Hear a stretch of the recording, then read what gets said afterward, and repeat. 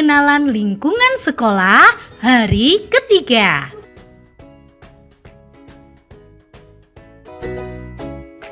Pembinaan mental keagamaan.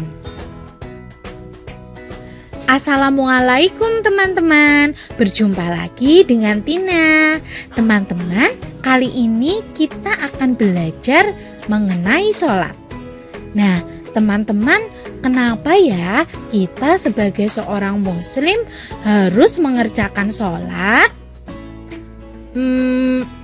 Kenapa ya teman-teman? Yuk kita tanya ke Bu Guru. Assalamualaikum Tina dan anak-anak semua. Sebagai seorang muslim, kita harus melaksanakan sholat karena kita adalah hamba Allah. Kita ini diciptakan oleh Allah untuk beribadah kepada Allah. Di Al-Quran ada ayatnya. Allah Ta'ala berfirman, "Wa ma khalaqtul jinna wal insa illa liya'budun." Artinya, tidaklah aku ciptakan jin dan manusia kecuali untuk beribadah kepadaku. Nah, ibadah itu contohnya salah satunya yang tadi Tina tanyakan, yaitu sholat. Itu merupakan perintah dari Allah, sehingga kita harus patuh. Kita harus patuhi semua perintah dari Allah. Dan kita juga harus menjauhi semua larangan Allah. Allah perintahkan kita untuk sholat, maka kita harus sholat. Allah perintahkan kita untuk makan pakai tangan kanan, maka kita harus makan menggunakan tangan kanan. Dan contohnya, kita harus menjauhi makanan yang haram, maka kita tidak boleh memakan makanan yang haram. Nah, begitu Tina, itulah alasan mengapa kita harus melaksanakan sholat. Wah, terima kasih Bu Guru. Sekarang Tina sudah mulai paham. Teman-teman, kalian pasti sudah paham juga ya kenapa kita harus melakukan sholat. Nah, teman-teman, sampai jumpa lagi ya di video berikutnya. Wassalamualaikum warahmatullahi wabarakatuh. Penumbuhan budi pekerti. Halo teman-teman, berjumpa lagi dengan Tina. Teman-teman, kali ini kita akan belajar bersama mengenai perbuatan baik dan perbuatan buruk di lingkungan sekolah. Teman-teman, pasti kalian mengetahui perbuatan baik itu yang seperti apa. Perbuatan baik merupakan perbuatan yang menguntungkan diri sendiri dan juga orang lain. Teman-teman, apa saja ya contoh perbuatan baik di lingkungan sekolah? Yang pertama yaitu saling membantu teman jika ada teman yang mengalami kesulitan. 2. Melaksanakan piket kelas dengan tepat waktu. 3. Berbicara yang sopan kepada guru dan teman-teman. Serta kita harus membiasakan mengucapkan kata tolong, maaf, dan juga terima kasih. Yang keempat yaitu kita harus mematuhi peraturan yang ada di lingkungan sekolah. Selanjutnya yaitu berdoa sebelum melakukan aktivitas. Contohnya berdoa sebelum belajar, berdoa sebelum makan atau minum, dan juga berdoa sebelum melakukan aktivitas lainnya.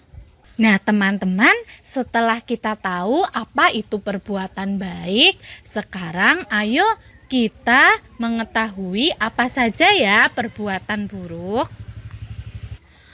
Perbuatan buruk merupakan perbuatan yang merugikan diri sendiri dan juga orang lain. Teman-teman, contoh perbuatan buruk di lingkungan sekolah diantaranya yang pertama yaitu bertengkar dengan teman. Yang kedua, membuang sampah sembarangan. Yang ketiga, berbohong kepada guru dan juga teman. Selanjutnya yaitu melanggar peraturan sekolah. Dan yang kelima yaitu tidak menghargai pendapat orang lain. Dan yang keenam yaitu merusak fasilitas sekolah. Contohnya yaitu menginjak tanaman dan mencoret-coret tembok. Nah, teman-teman, kita sudah belajar mengenai perbuatan baik dan perbuatan buruk. Semoga ilmu yang kita peroleh bisa bermanfaat ya. Terima kasih. Sampai jumpa. Pengenalan kurikulum 2013.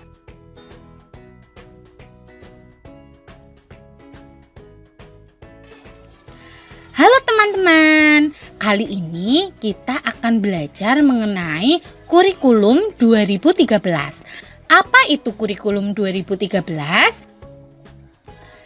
Nah, teman-teman, ketika kita sudah memasuki sekolah dasar dan kita sudah belajar di bangku sekolah dasar, kurikulum yang digunakan dalam pembelajaran adalah kurikulum 2013.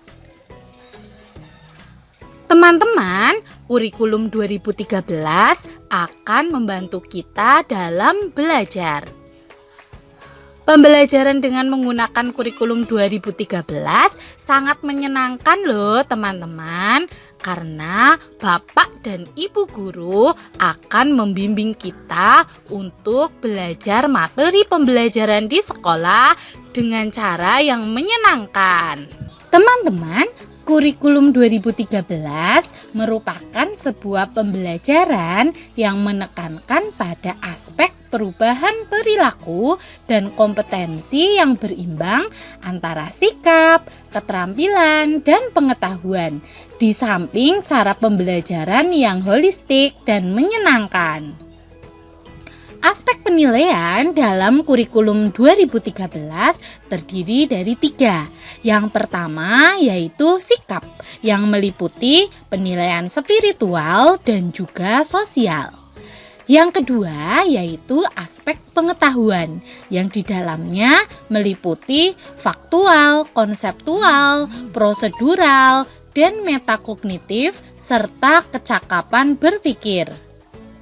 Kemudian yang ketiga yaitu aspek keterampilan, di mana aspek keterampilan itu meliputi penerapan pengetahuan dalam melakukan tugas tertentu. Selanjutnya, mata pelajaran yang akan diperoleh di kelas 1 sekolah dasar terdiri dari pendidikan agama, PKN, bahasa Indonesia, matematika, seni budaya dan prakarya, PJOK, serta bahasa Jawa. Selanjutnya, peran orang tua dalam kurikulum 13. Orang tua memiliki peranan penting dalam mendampingi dan membimbing anak di rumah. Pembelajaran kurikulum 2013 menekankan pada pengembangan potensi alamiah anak. Oleh sebab itu, orang tua harus bisa memahami bahwa setiap anak memiliki potensi yang berbeda. Demikian materi mengenai pengenalan kurikulum 2013. Semoga bermanfaat ya. Terima kasih. Apa itu virus corona dan kenapa kita harus berada di rumah? Sudah beberapa bulan ini kita selalu berada di rumah. Kita tidak boleh keluar rumah, bertemu teman-teman, apalagi pergi ke tempat orang berkerumun. Sekolah juga diliburkan. Kita belajar dari rumah melalui pembelajaran daring atau online.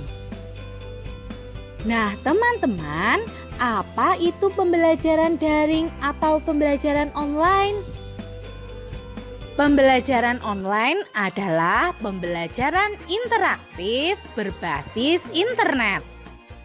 Nah, bagaimanakah proses pembelajaran online di sekolah kita tercinta ini?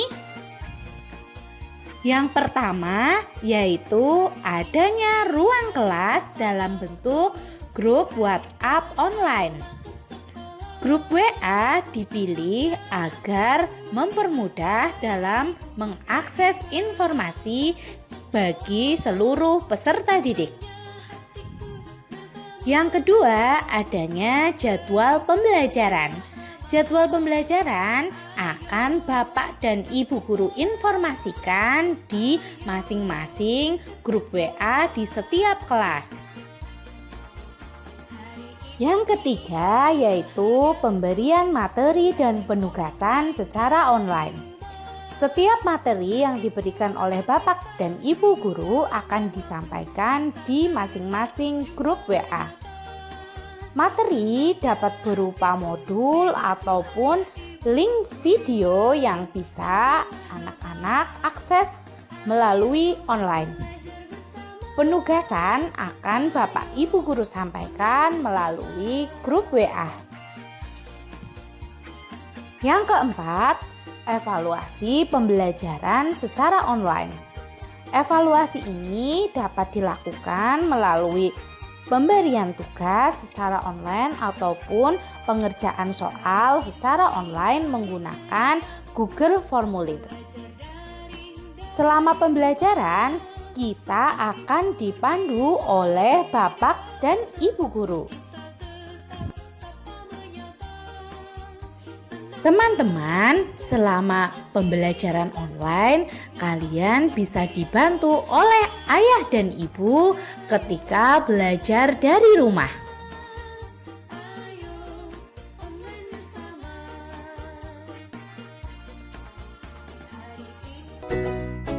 Pendidikan karakter, profil belajar Pancasila. Teman-teman, apa itu pelajar Pancasila? Pelajar Pancasila adalah perwujudan pelajar Indonesia sebagai pelajar sepanjang hayat yang memiliki kompetensi global dan berperilaku sesuai dengan nilai-nilai Pancasila. Teman-teman, ada 6 profil pelajar Pancasila. Apa saja ya? Yang pertama yaitu beriman, bertakwa kepada Tuhan Yang Maha Esa, dan berakhlak mulia. Diharapkan pelajar Pancasila memiliki spiritualitas yang tinggi, sehingga dapat menerapkan segala nilai-nilai baik sesuai dengan ajaran agama dalam kehidupan sehari-hari. Tak hanya keimanan dan akhlak beragama, pelajar Pancasila juga memiliki akhlak pribadi, akhlak kepada manusia, akhlak kepada alam, serta akhlak bernegara. Kedua, yaitu berkebinekaan global. Nilai Pancasila dan Bhinneka Tunggal Ika wajib menjadi nilai yang dipegang bersama oleh seluruh masyarakat Indonesia termasuk para pelajar. Pelajar Pancasila dituntut untuk dapat mempertahankan budaya luhur, lokalitas dan identitas, namun tetap berpikiran terbuka ketika berinteraksi dengan budaya lain. Ketiga, yaitu gotong royong. Gotong royong adalah salah satu nilai penting yang juga dijunjung oleh bangsa Indonesia. Pelajar Pancasila akan mampu melakukan kegiatan bersama-sama dengan sukarela. Agar kegiatan tersebut terasa lebih lancar, mudah, dan ringan. Dengan gotong royong tentu dapat mendorong kolaborasi, kepedulian, serta rasa ingin berbagi kepada lingkungan sekitar. Keempat, yaitu mandiri. Kemandirian merupakan kunci penting dalam menjalani kehidupan. Meskipun mampu menjalankan sesuatu dengan gotong royong, tetapi pelajar Pancasila akan mampu menyelesaikan suatu pekerjaan dengan baik dan penuh tanggung jawab secara mandiri. Untuk itu, dibutuhkan kesadaran dari diri sendiri terhadap situasi yang dihadapi, serta kemampuan menciptakan regulasi diri sendiri. Dan kedua hal tersebut dapat membentuk pribadi tangguh dan mandiri. Yang kelima yaitu bernalar kritis. Saat ini kita semua dihadapkan dengan kompetisi global, maka kemampuan bernalar kritis sangat diperlukan. Keenam yaitu kreatif. Pelajar Pancasila akan dapat mengasah kreativitas dengan menerapkan pemikiran kritis yang kemudian diolah menjadi sebuah inovasi baru. Nah, untuk menciptakan berbagai penemuan inovatif di masa depan diperlukan kreativitas yang tinggi. Tidak hanya sekedar menemukan gagasan-gagasan baru, sebuah inovasi diharapkan juga bermakna, bermanfaat, dan membawa dampak bagi masyarakat. Dan buat sayap, lalu tempelkan pada bagian sayap belakang. Potong manila dan buat menyerupai cincin, lalu tempelkan menggunakan double tip. Gunting kertas manila berwarna, buat sayap pada sisi samping botol bekas dan di atas cincin kertas.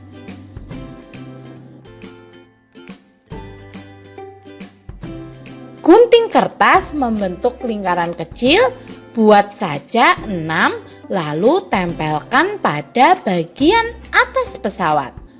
Potong kertas lagi dan buat baling-baling pada bagian tutup botol. Nah, pesawat mainan sudah selesai. Tada! Jadilah pesawat terbang. Wah, bagus sekali, Kak. Ternyata dari botol bekas bisa dibuat mainan yang bagus juga ya, Kak. Iya, Dek. Asal kita mau berusaha dengan keras, kita pasti bisa, Dek. Iya, Kak. Terima kasih ya, Kak. Bimo seneng banget. Sama-sama, Dek. Alhamdulillah kalau kamu suka. Dah ya, jangan manyun lagi. Iya, Kak. Pesan moral dari cerita ini adalah tanamkan selalu sikap kreatif dan mau bekerja keras dalam kehidupan sehari-hari. Seperti yang dicontohkan Kak Tina dan Bimo, berusaha memanfaatkan barang bekas menjadi sesuatu yang lebih bernilai. Teman-teman, itulah tadi 6 profil pelajar Pancasila. Semoga bisa bermanfaat ya. Terima kasih, sampai jumpa. Pendidikan kepramukaan. Salam Pramuka. Teman-teman, kali ini kita akan belajar mengenai kepramukaan di sekolah dasar. Apa saja ya? Yuk kita belajar bersama. Teman-teman, pramuka di tingkat sekolah dasar dibagi menjadi 2, yaitu siaga dan penggalang. Pramuka siaga dibagi menjadi 3 tingkatan, yaitu siaga mula, siaga bantu, dan siaga kata. Dalam pembelajaran pramuka, kita mengenal adanya salam pramuka, tepuk pramuka, dan juga mainan dan lagu pramuka, atau yang kita kenal dengan himne pramuka. Nah, dalam pembelajaran pramuka terdapat materi yang terdapat dalam buku SKU. Bagi anak-anak siaga, buku SKU berwarna hijau. Teman-teman, pramuka siaga mempunyai simbol yang berwarna hijau. Teman-teman harus tahu itu ya.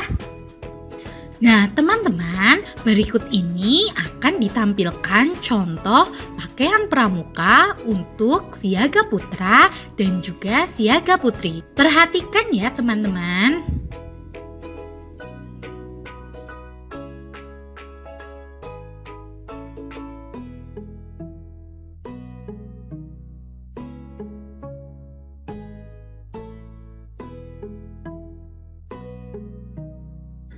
Teman-teman, itulah tadi materi tentang kepramukaan.